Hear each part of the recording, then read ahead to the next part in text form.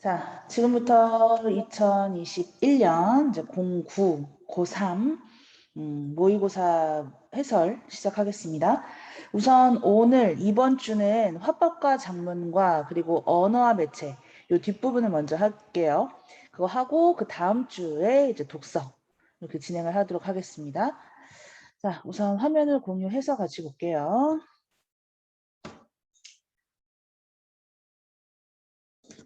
자, 화법과 작문 첫 번째 시간을 먼저 보겠습니다. 자, 안녕하세요. 대화가 있는 지금의 진행자 땡땡땡입니다. 오늘은 청취자께서 보내주신 사연을 듣고 해결을 도와드리는 시간을 가질 텐데요. 지난주에 여러분이 보내주신 사연 중에서 하나를 선정했어요. 읽어볼게요. 안녕하세요.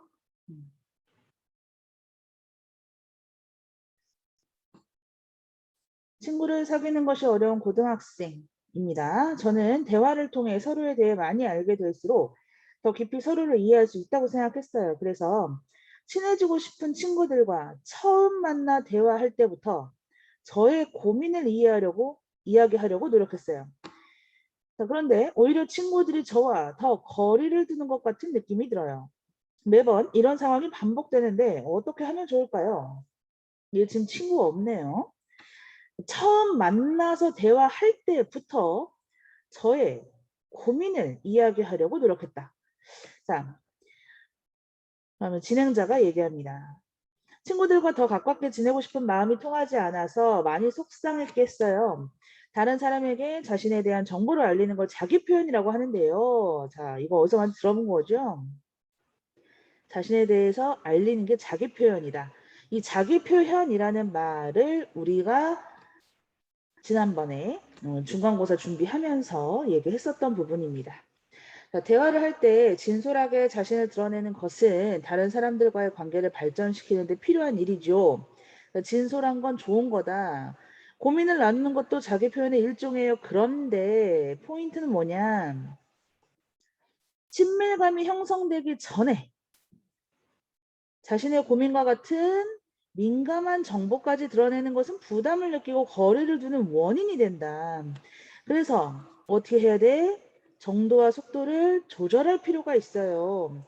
그래서 우리가 지금 중간고사 준비하면서 뭐라 그랬냐면 상대방과의 그 표현이 나타나는 속도를 맞춰야 된다라고 얘기를 했거든요.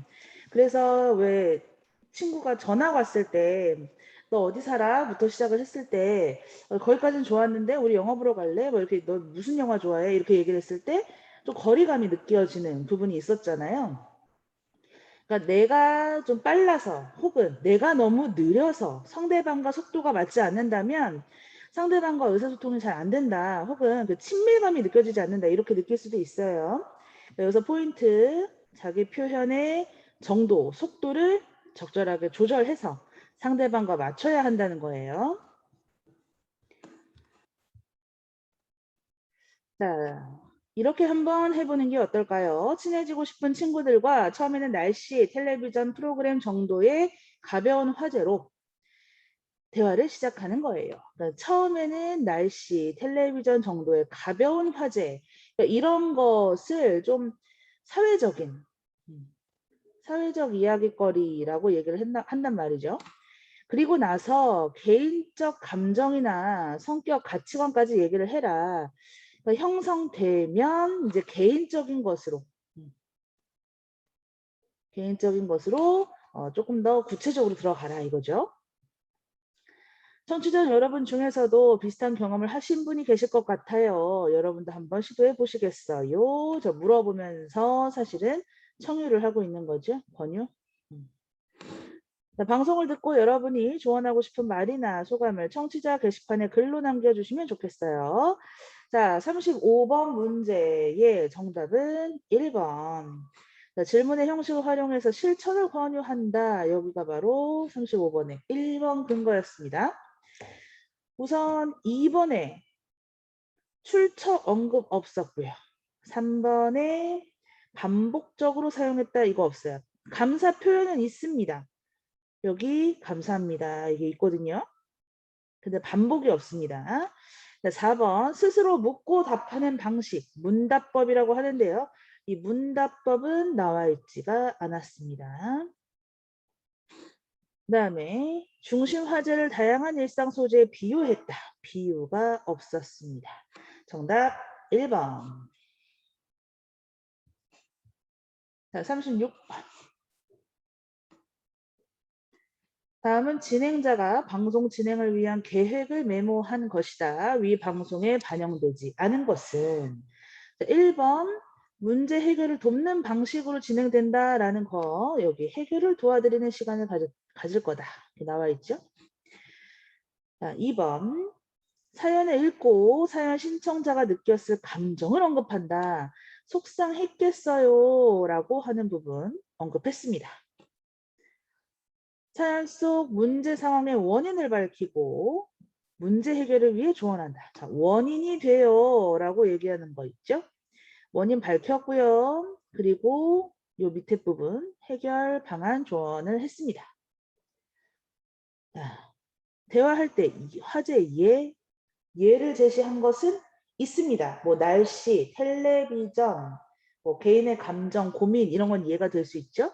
근데 그걸 활용한 발화 내용은 얘기하지 않았습니다. 그러니까 예를 들어서 오늘 날씨 어떤가요? 이렇게 문장 전체로 발화로 설명을 하진 않았어요. 그래서 4번이 틀렸고요. 5번 방송 내용에 관해 청취자가 자신의 생각을 남길 수 있는 방법 맨 마지막에 게시판에 글로 남겨주시면 좋겠어요 라고 하는 부분이 있었어요. 거길 근거로 삼으면 되겠습니다. 37번 가겠습니다. 자, 보기에서 확인되는 청취자의 듣기 반응에 대한 이해로 적절하지 않은 것은 자, 우선 잘 들었어요. 저도 사연을 들으면서 친해지기도 전에 갑자기 고민을 얘기해서 당황했던 기억이 떠올랐어요. 저도 다른 사람들에게 말하지 못했던 이야기를 그 친구와 공유해야 할 것 같은 의무감을 느껴서 부담이 됐었거든요. 대화할 때 상대방과의 친밀감을 고려해야 한다는 진행자님의 말씀을 들으면서 앞으로 제가 대화할 때에도 그렇게 하는 것이 도움이 되겠다고 생각했어요.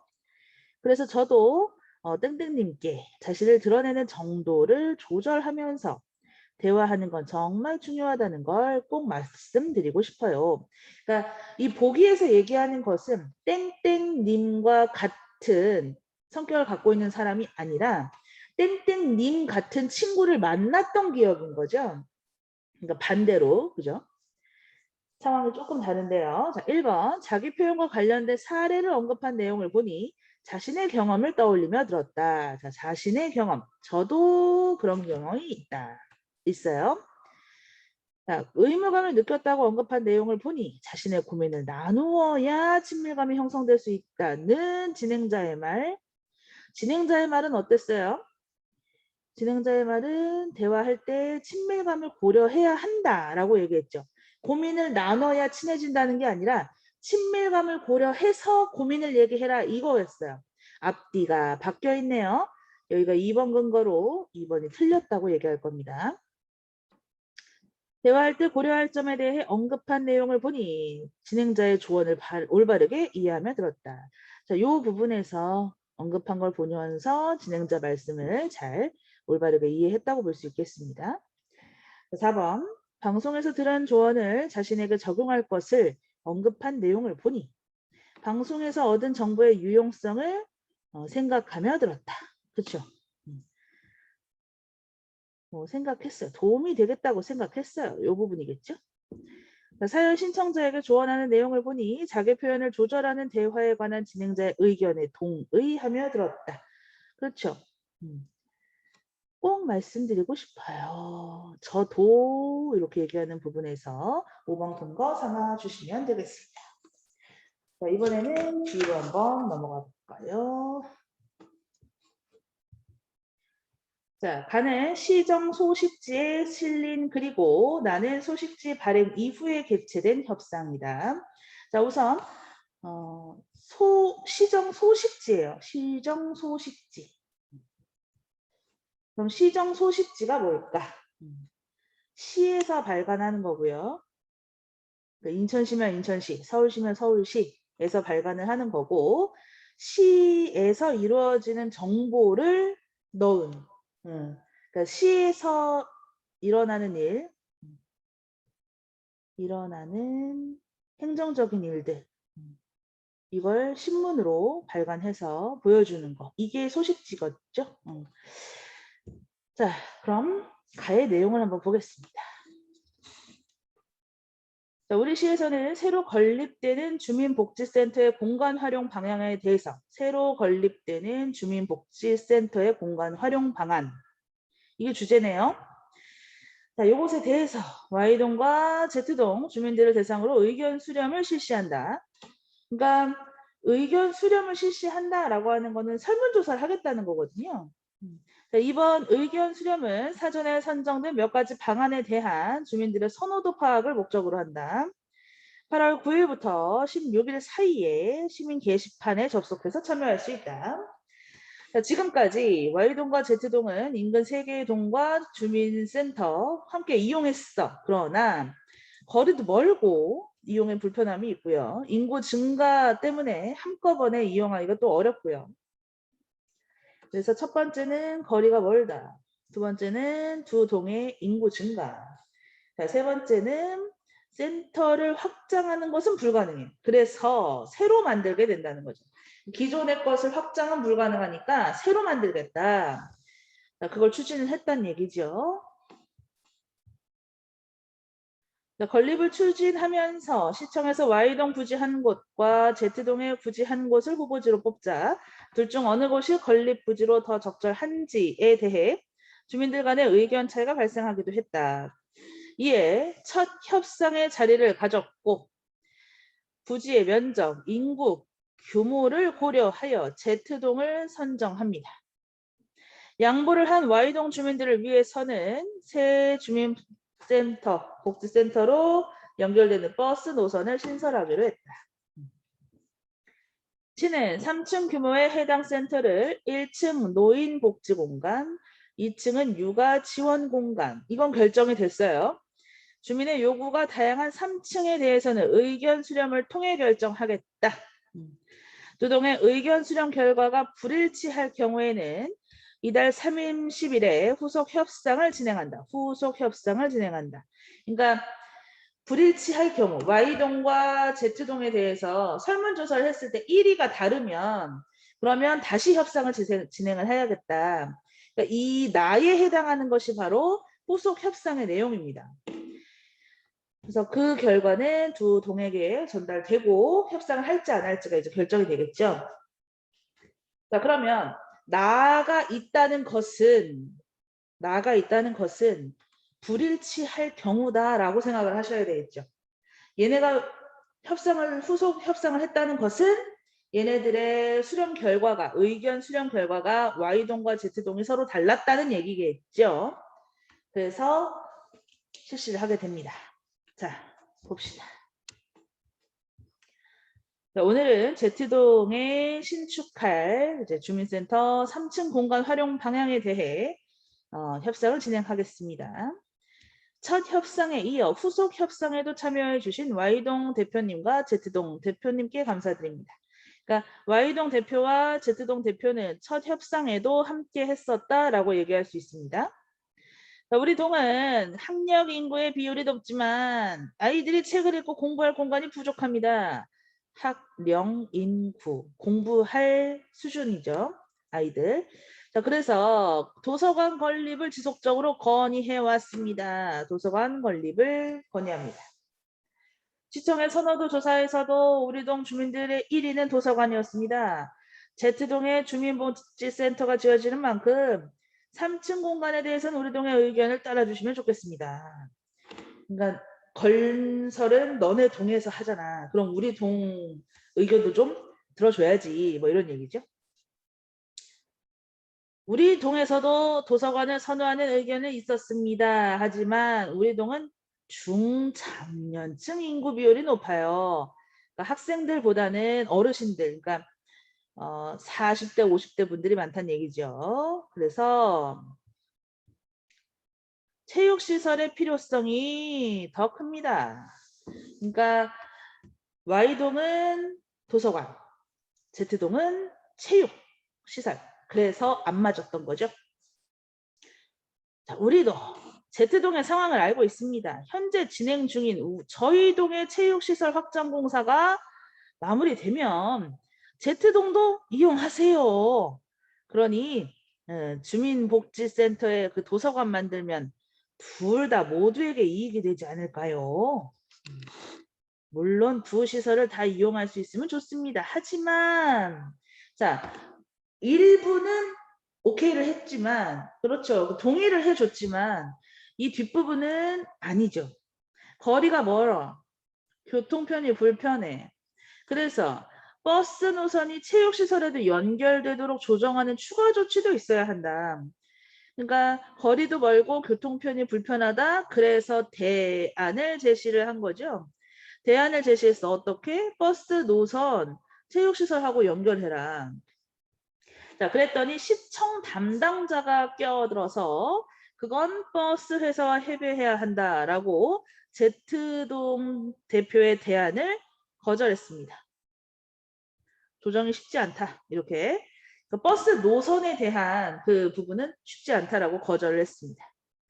자, 그러면 Z동이 다시 생각을 바꿔서 얘기를 하게 됩니다. 체육시설을 통한 수익 증가가 예상되는 Y동에서 비용을 부담해 주시는 것은 어떻습니까? 이 비용은 거리가 멀고 교통편이 불편한 Z동에게 비용을 부담을 하라는 얘기거든요. 거기까지 가는 비용. 자, 그럼 Y동. 이번 협상을 준비하면서 우리 동에서 양보할 수 있는 부분에 대해서 주민들과 의견을 나눴습니다. 우리 체육시설에서 운영하는 무료 셔틀버스를 제2동까지 운행하는 것은 가능합니다. 자, 여기 부분이 지금 양보를 한 거예요. 그죠?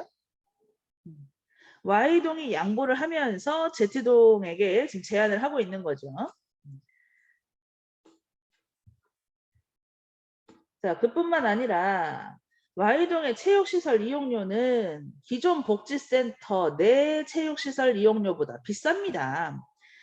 자, Y동 입장에서는 더 큰 수익을 얻을 수 있지만 우리 동 주민들은 부담이 더 커질 거예요. 요금에 대한 부담을 낮춰주십시오. 자, 이게 요구예요. 이게 제안이죠. 깎아달라. 그랬더니 Y동도 도서관을 설치하는 것에 동의를 해준다면 그럼 요금 할인을 적용하겠습니다. 자, 조건을 달고 그 조건을 허락을 하면 나도 그걸 받아들이겠다라는 얘기인 거죠. 네, 동의하겠습니다. 자, 그러니까 그러면 도서관을 설치하는 것에 동의를 했다. 그러면 Y동도 요금 할인을 적용해야겠죠. 자, 시청 담당자 도서관을 설치하는 것으로 타결됐습니다. 세부 추진 방법은 차후에 논의합니다. 자, 결론은 도서관을 설치하는 것으로 결론이 났다. 네, 여기는 본문만 보시면 될 것 같아요. 38번의 답은 3번. 이게 첫 협상이 개최된 것은 우리 가 부분에서 얘기를 했었거든요. 가 부분에서는 뭐라 그랬어요?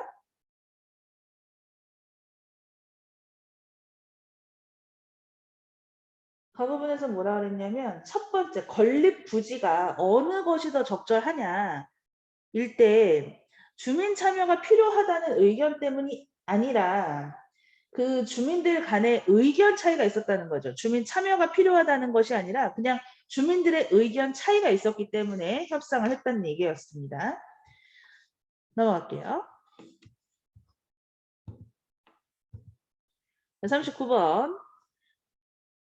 가를 작성할 때 활용한 내용 조직 방법으로 가장 적절한 것은 자, 정답은 2번이고요. 이 문단에서는 이유를 나열해 줬습니다. 세 가지가 있었죠. 하나는 멀다, 2번 인구 증가, 3번 확장 불가능이었습니다. 나머지는 안 나왔어요. 업무 얘기 없었고 대조 없었고 문제점 분석 없었고 설치 완료 없었고요. 자, 그 다음에 40번으로 가겠습니다.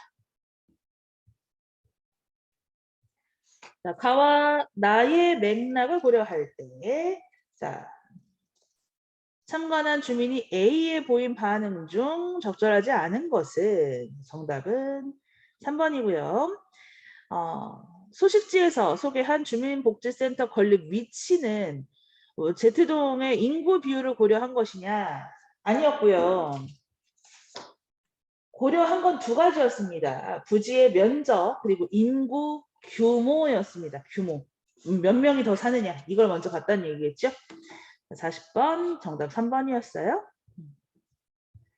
41번 기억 니은에 대한 설명으로 가장 적절한 것은 정답은 5번입니다. 우선 니네가 돈을 더 많이 벌 거 아니야. 근데 난 너무 멀단 말이야. 돈도 많이 비싸고. 그러니까 추가적인 요구사항, 돈을 깎아달라라고 하는 얘기가 들어가야겠죠. 자, 다음. 42번. 이제 기사가 쓴 기사입니다. 기자가 쓴 기사.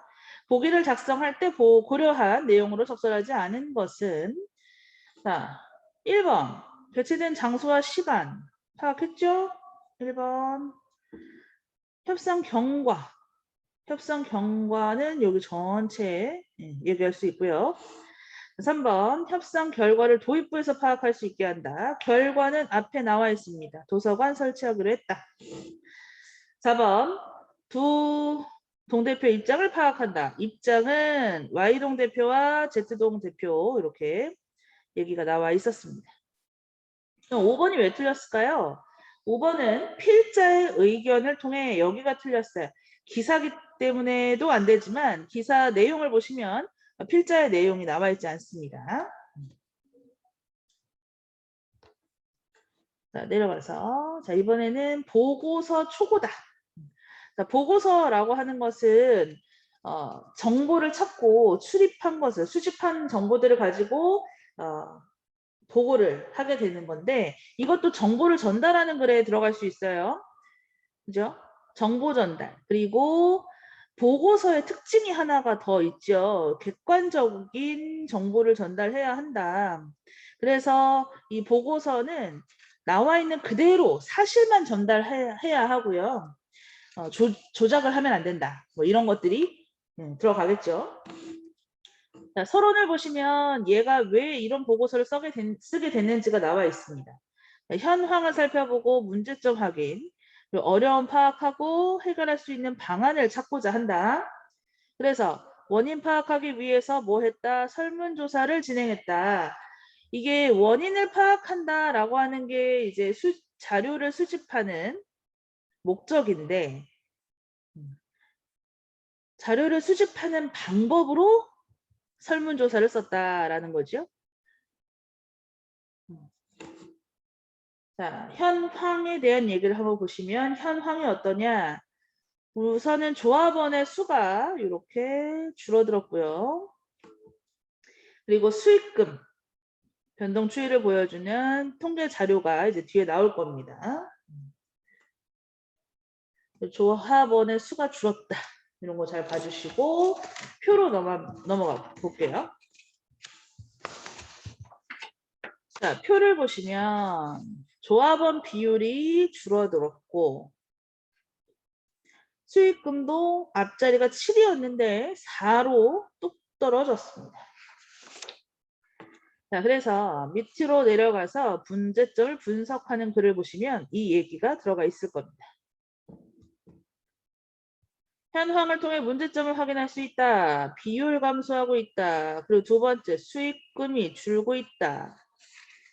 자, 설문조사 결과 조합원 비율이 감소한 원인은 조합원에 대한 혜택이 부족해서 탈퇴한 것. 1번 혜택 부족, 2번 홍보 부족. 자, 또 수익금이 감소하는 원인은 1. 물품과 시간에 대한 불만이라는 거죠. 자, 지금 여기서 설문조사를 활용했다라고 앞에 나와 있었고 그리고 설문조사 결과 이렇게 나와 있단 말이에요. 근데 위에 나와 있는 표는 현황에 대한 얘기였고 근데 지금 설문조사 결과가 이렇다라고 얘기하지만 그 설문조사에 대한 구체적인 수치라던가 구체적으로 표를 보여준다던가 그래프를 보여준다던가 이런 것들이 지금 없어요. 그러니까 설문조사 결과라고 얘기를 할 때는 그 설문조사에 대한 그 표로 정리된 그 시각적인 자료를 사용하면 더 도움이 되겠다. 그러면 신뢰도도 높아질 거고요. 자, 그래서 이 문제점이 이거야. 원인이 이제 생겼어. 원인 찾았죠? 그 원인에 따라서 해결 방법으로 뭘 얘기를 했느냐. 1번 혜택이 부족하니까 그 혜택을 체험 활동비를 지원하는 거. 이렇게 생각을 했고요. 홍보가 부족하다. 그리고 홍보를 또 해야겠다. 이렇게 얘기를 한 거고요. 그 다음에 수익금 감소는 물품과 시간에 대한 불만이었거든요. 그래서 그 학생들의 불만 사항을 파악할 수 있는 수단을 마련해서 불만 사항을 그때그때 해결해야겠다. 이렇게 얘기를 하고 있습니다.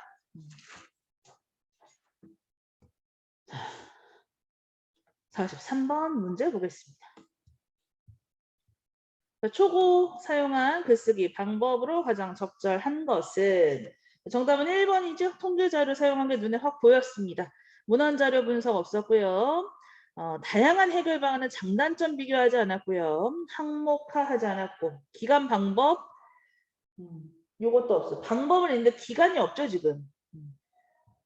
그러면 이렇게 기간이 없다. 방법은 설문조사였습니다. 조사 내용과 관련된 전문 용어 개념 설명 없었어요. 자, 44번 적절하지 않은 것은 정답은 4번. 자, 혜택이 부족하다라는 것은 나와 있었지만 그 과정을 분석하지는 않았습니다. 넘어갈게요. 자, 이제 자료를 수집을 했는데 적절하지 않은 것을 골라봅니다. 전문가 인터뷰 보시면 자, 학교 협동조합은 교육 공동체다. 누구나 참여할 수 있다. 수익금은 조합원의 복지를 위해서 사용하거나 조합원의 동의를 바탕으로 공익을 위해 사용해야 합니다. 여기서 포인트는 공익을 위해 요게 포인트예요. 그러니까 이것은 여기서 보시면 체험 활동비를 지원한다라고 하는 건 개인적으로 준다는 얘기잖아요. 그럼 요거를 활용해서 이렇게 하면 안 된다라고 지적할 수 있는 거죠. 자, 니은을 보시면 불만 사항을 파악해서 뭘 통해서 SNS를 통해서 불만을 파악했고 그래서 조합원 복지를 위해서 수익금으로 도서 구입비를 지원하고 있다. 그러면 SNS 얘기는 불만 사항을 파악할 수 있는 수단 요거랑 연결시켜서 얘기할 수 있고요. 수익금으로 도서 구입을 지원하고 있다. 이거는 어느 학교에서 이미 하고 있는 거니까 요거는 이렇게 개인 체험 활동비를 지원하는 방안으로 다시 얘기를 해서 도서 구입비 정도는 괜찮겠다. 이렇게 얘기할 수도 있을 것 같아요. 자, 디귿 학생 인터뷰입니다. 잘 몰라서 가입하지 않았지만 알았다면 가입했을 것 같아요. 어디에도 안내는 없었어요. 자, 그러니까 홍보를 해야겠다라고 하는 부분에 이제 디귿을 연결해 주시면 사용 가능하겠습니다. 자, 그러면 정답은 4번입니다. 자, 4번에 디귿에는 매점 이용자들의 불만 사항이 아니라 홍보가 없어서 가입을 안 했다 이 얘기였죠. 맞지 않습니다. 자, 이번에는 언어와 매체 부분으로 넘어가겠습니다. 자, 음절은 발음의 단위다. 음절은 발음의 단위. 음절의 특징을 이해하는 것은 국어 발음의 특징과 여러 가지 음운 변동 현상을 이해하기 위한 기초가 된다. 한글은 소리를 나타내는 문자이기 때문에 한글의 표기와 발음이 동일하다고 생각하기 쉽다. 하지만 한글 표기법에는 소리를 그대로 적는다는 원칙도 있지만 그 의미를 효과적으로 전달하기 위해 하나의 의미는 하나의 형태로 고정해서 적는다는 원칙이 있다. 그래서 표기가 실제 발음을 그대로 드러내지 않는 경우가 많다. 그러니까 이 말은 무슨 말이냐. 표기하고 발음하고 일치하지 않는 경우도 있다는 얘기예요. 자, 그런데 표기된 글자가 실제 발음과 다르더라도 우리는 실제 발음이 아니라 표기된 글자 하나하나를 음절이라고 인식하는 관습이 있다. 여러분, 다들 이렇게 생각하지 않나요? 얘들아, 음절이 뭐야? 이렇게 물어보면 다들 이거 한 글자 한 글자씩이요. 다 그렇게 생각했어요. 다들 그렇게 생각했어요. 전 아주 깜짝 놀랐죠. 자, 이게 잘못된 생각이라는 거예요. 자, 이게 여러분들이 생각하는 통념, 일반 사람들이 생각하는 것인데 이것은 잘못된 겁니다. 그러면 안 된다. 자, 끝말잇기도 이러한 관습을 규칙으로 하여 이루어지는 놀이다. 그러나 발음의 특징을 이해하기 위해서는 표기가 아니라 발음을 기준으로 음절을 인식해야 한다. 그죠? 그래서 음절이 뭐야? 라고 한다면 여러분들 이렇게 얘기해야지. 발음 나는 대로 바꿔서 그 안에서 한 글자씩을 찾는 거야. 그게 음절인 거야. 자, 발음을 기준으로. 우리의 음절은 4가지 유형으로 나뉜다. 그 결합 방식 기억을 하셔야 되는데 1번 모음 단도, 자음 모음, 모음 자음, 자음 모음 자음 이렇게 4가지입니다. 이 4가지 중에 딱 하나씩 들어가는 거예요. 자, 각 음절 유형은 표기 형태에 그대로 나타나는 경우도 있다. 그러니까 표기 형태에 그대로 나타나는 경우 이것은 표기와 발음이 같다는 얘기예요.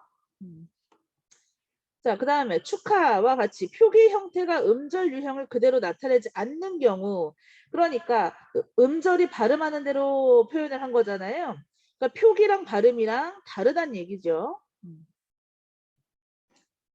자, 그런데 우리말에는 음절의 구조에 제약이 존재한다. 자, 여기서 제약. 우선 초성에는 이응이 올 수 없다. 그래서 초성에 이응으로 시작한다. 이응으로 시작한다. 그럼 그 자리는 빈 자리예요. 예를 들어서 절이라고 했을 때 여기 빈자리입니다. 있죠? 여기 빈자리예요. 꼭 기억하셔야 돼요. 자, 또한 종성에는 기역, 니은, 디귿, 리을, 미음, 비읍, 이음. 이거 어떻게 외웠어요? 가느다란 물방울 이렇게 외웠죠? 지금 음절에 대해서 얘기를 하고 있기 때문에 얘네들은 발음했을 때의 종성을 얘기합니다. 발음했을 때 끝소리. 그래서 이걸로 다 바꿔야 되잖아요. 그죠? 얘네들이 아니면 다 얘네들로 바꿔야 되잖아. 그래서 일어나는 것이 음절의 끝소리 규칙이죠. 대표음 얘네들로 바꿔주는 거. 자, 그래서 종성 자리에 올 수 없는 자음이 놓여 발음할 수 없으면 다른 자음으로 교체되는 음운 변동이 일어나 발음이 가능해진다. 이게 음절의 끝소리 규칙이죠. 자, 그리고 종성에는 둘 이상의 자음이 올 수 없다. 둘 이상의 자음이 올 수 없다. 자, 표기에는 가능합니다. 표기에는 가능해요. 그래서 그 표기를 가능하게 한 게 겹받침이죠. 그런데 발음할 때는 겹받침을 둘 다 발음할 수가 없어요. 그래서 하나가 탈락하는 음운 변동이 일어납니다. 이게 바로 자음군 단순하죠. 둘 중에 하나만 선택하는 거. 자, 한편 음절 구조 제약과 관계없이 일어나는 경우도 있다. 예를 들어 논일에서 니은이 첨가되는 것은 음절 구조 제약과는 무관하다. 니은 첨가는 무관하다. 이렇게 되어 있네요.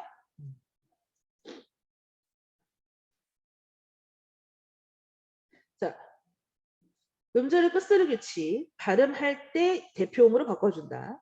자음군 단수나 겹받침 중 하나를 탈락시킨다. 였습니다. 얘네들은 다 제약이 있어서 음절 구조에 제약이 있어서 일어나는 애들이었어요. 35번 문제 봅니다.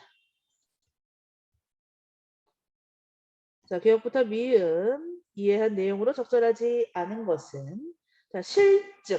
자, 발음을 해볼게요. 실증.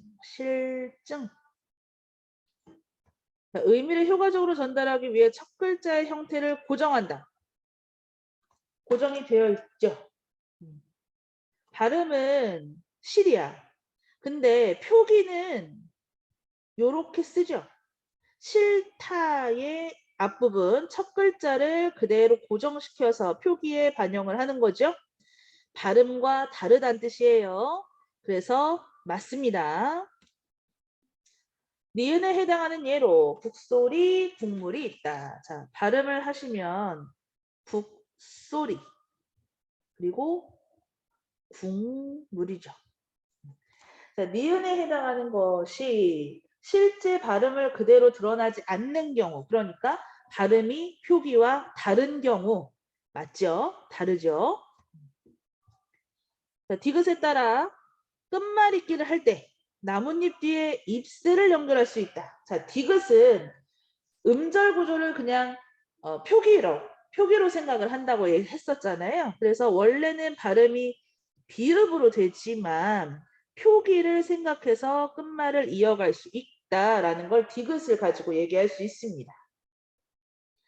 리을 구분에 따르면 강과 복은 같은 음절 유형에 해당한다. 그런데 목과 몫은 서로 다른 음절 유형에 해당한다. 음절 유형은 총 4가지였습니다. 리을에 보시면 모음, 자음 모음, 모음 자음, 자음 모음 자음 이 4가지였는데요. 강과 복은 전부 자모자죠. 자음, 모음, 자음 같은 음절 유형 맞습니다.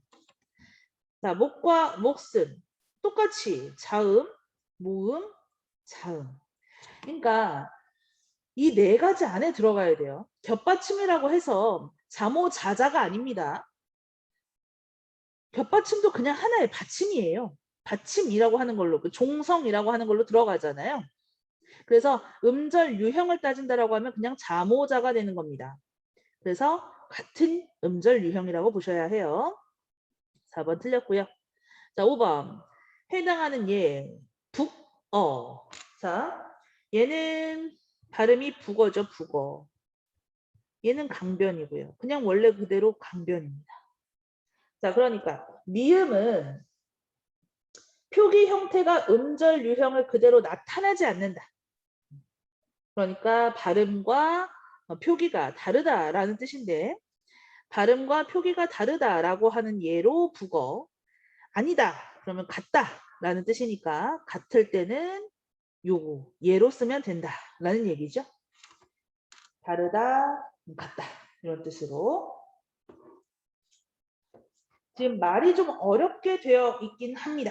그런데 발음하고 쓸 때하고 다르다. 그런 단어들도 있고 똑같이 강변처럼 발음과 쓰는 것이 똑같을 수 있다. 그 얘기입니다. 음절 구성 요소 4가지, 구성 유형 4가지를 좀 알아주세요. 발음하는 대로 바꿔놓고 한 글자씩입니다. 36번으로 가겠습니다.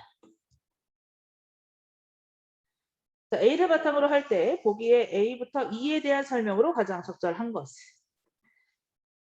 자, A 보죠. 음절 구조 제약과 관련된 교체가 한 번 일어난다. 자, 디귿에서 지읒으로 바뀐 거죠. 구디로 갔다가 구지로 갑니다.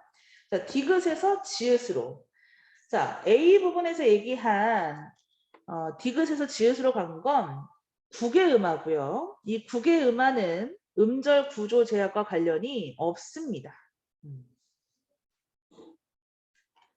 자, B 음절 구조 제약과 관련된 교체가 한 번, 음절 구조 제약과 무관한 교체가 한 번. 자, 볼까요? 우선 음절의 끝소리 규칙, 온만, 그리고 디귿이 니은으로 바뀌어야 됩니다. 자, 제약과 관련된 종성이죠. 종성과 관련된 거 있죠. 그래서 시옷이 디귿으로 음끝되어 있는 거 있고요. 근데 디귿이 니은으로 바뀐 것은 자음끼리 만나는 것 뿐이지 음절의 제약, 초성의 이음이 올 수 없다. 혹은 종성의 둘 이상의 자음이 올 수 없다. 뭐 종성에는 7개의 자음만 쓸 수 있다. 이런 제약을 얘기하는 게 아니잖아요. 그래서 무관한 교체 맞습니다. 그래서 2번이 정답. 자, 3번 C. 음절 구조 제약과 무관한 첨가. 여기 니은이 먼저 들어가야 돼. 물약. 그리고 니은이 리을로 바뀌어야 됩니다. 자, 니은 첨가. 이거 무관한 거. 맞아요. 음절 구조 제약과 관련된 교체. 자, 니은이 리을로 바뀐 건 관련이 없습니다. 자, 4번. 음절 구조 제약과 관련된 탈락. 그죠? 탈락, 비읍, 시옷에서 비읍만 선택이 된 거. 이건 관련됩니다. 그래서 자음분 단순화를 얘기했었습니다. 자, 음절 구조 제약과 무관한 첨가. 첨가 없습니다. 뒷부분에서는요. 디귿이 쌍디귿으로 바뀌는 된소리 대기가 나타나는 거죠. 이건 교체죠. 그래서 틀렸어요. 자, 5번. 음절 구조 제약과 관련된 탈락. 네. 리을 티귿이 리을만 선택이 된 거요. 이건 관련된 거 맞아요.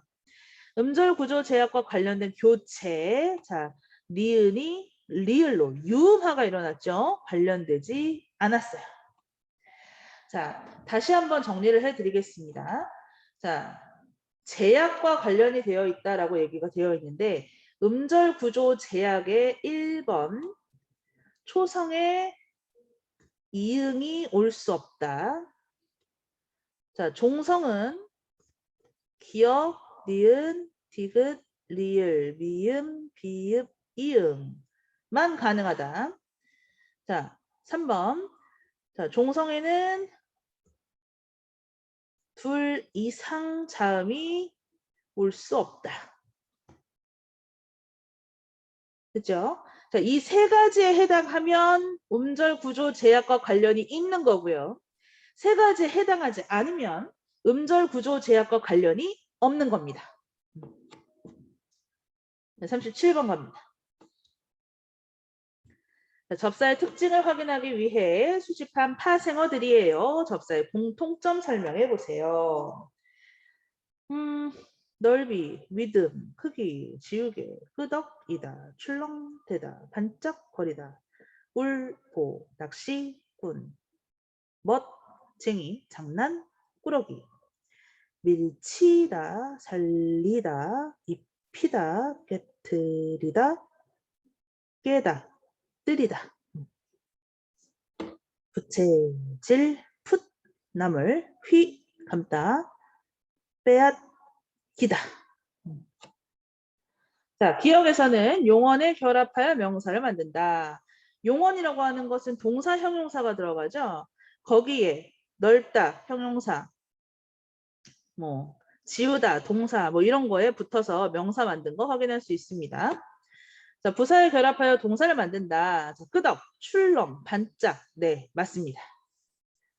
자, 그 다음 디귿, 사람을 가리키는 의미의 단어. 자, 울보, 많이 우는 사람. 낚시꾼, 낚시하는 사람. 멋쟁이, 멋내는 사람. 장난꾸러기, 장난이 많은 사람. 맞습니다. 자, 리을, 주동사에 결합하여 사동사를 만든다. 자, 사동사는요, 이 리을 중에 입히다만 해당합니다. 입히다가 입게 하다라는 것이고 나머지는 그냥 강조의 역할을 할 뿐입니다. 그냥 밀다보다는 밀치다가 더 센 느낌이죠. 자, 그 다음 살리다도 있네요. 살리다도 살게 하다라는 의미니까 요것도 사동사 얘기할 수 있겠네요. 자, 요거 두 가지는 사동사, 나머지는 강조. 자, 어근과 품사가 동일한 단어를 만든다. 부채, 명사였어요. 질, 접사 붙여도 명사가 됩니다. 이것도 마찬가지고요. 휘감다도 감다, 동사, 휘감다, 휘라는 접사를 붙여도 그냥 동사. 저 품사가 바뀌지 않는다는 뜻입니다. 자, 그래서 정답은 4번이고요. 틀린 거. 자, 넘어갑니다. 38번. 높임 표현이 혼문장에서 실현될 수도 있지만 견문장의 안긴 문장 속에서도 실현될 수 있습니다. 다음 조건을 보시면 자, 안긴 문장에서 주체 높임의 대상이 아는 문장에서 주어가 된다. 우선 안긴 문장하고 아는 문장에 대해서 우선 아셔야 되거든요. 우리 지난번에 문장 얘기를 잠깐 했었는데요.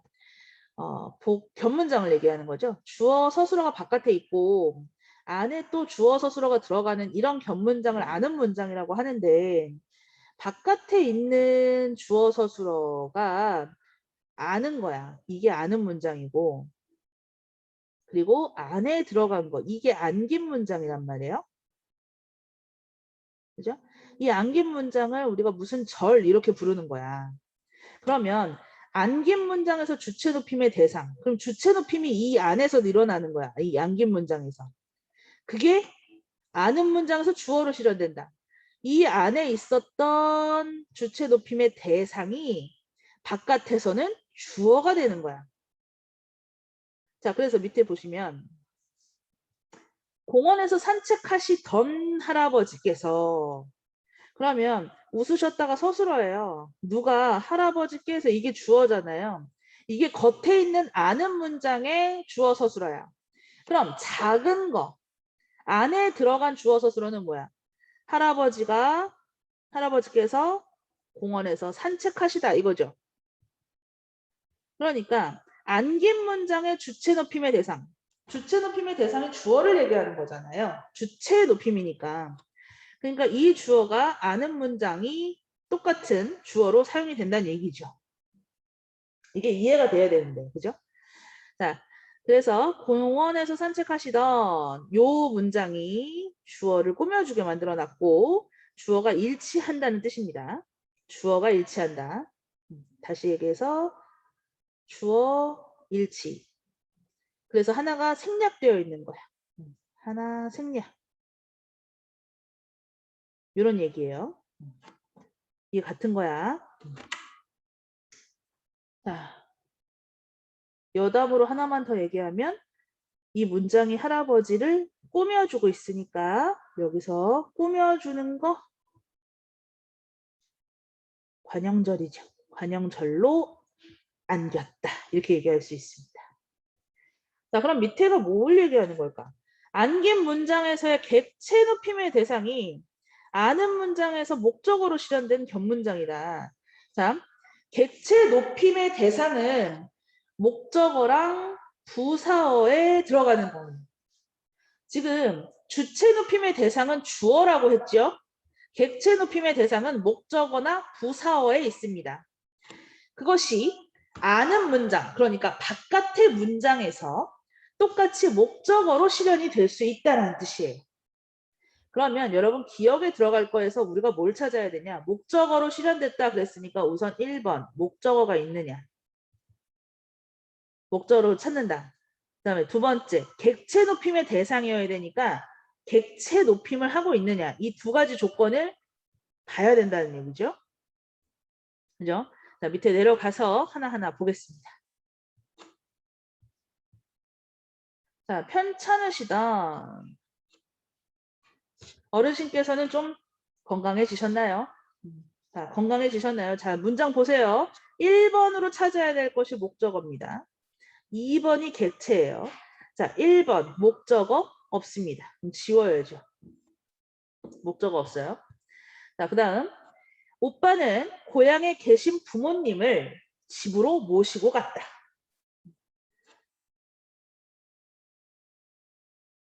있죠? 자, 오빠는 부모님을 집으로 모시고 갔다. 됐죠?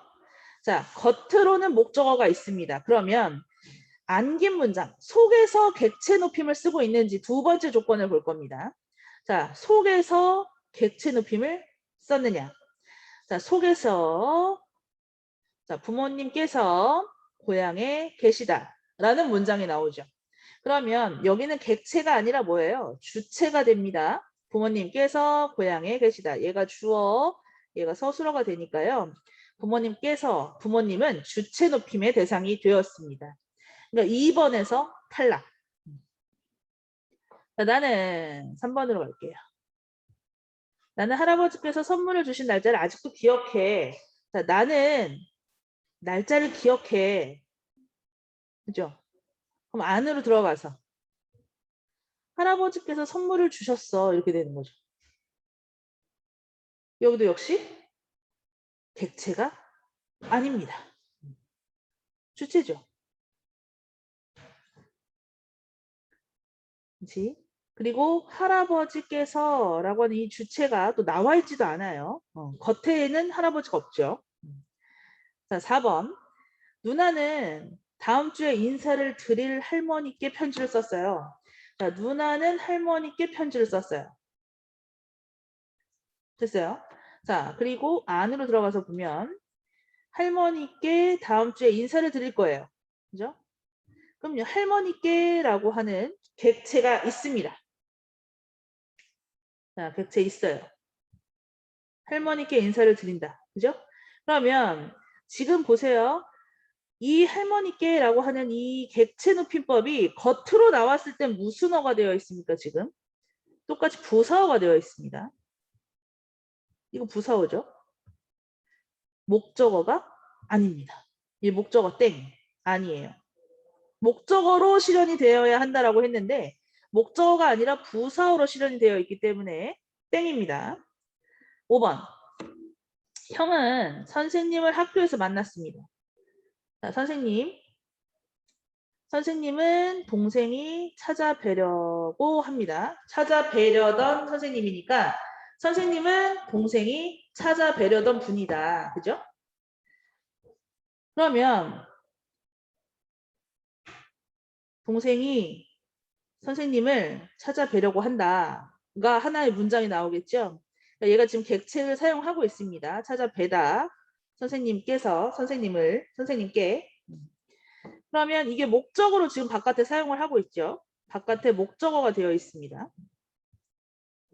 그리고 찾아뵈다라고 하는 객체도 사용을 했어요.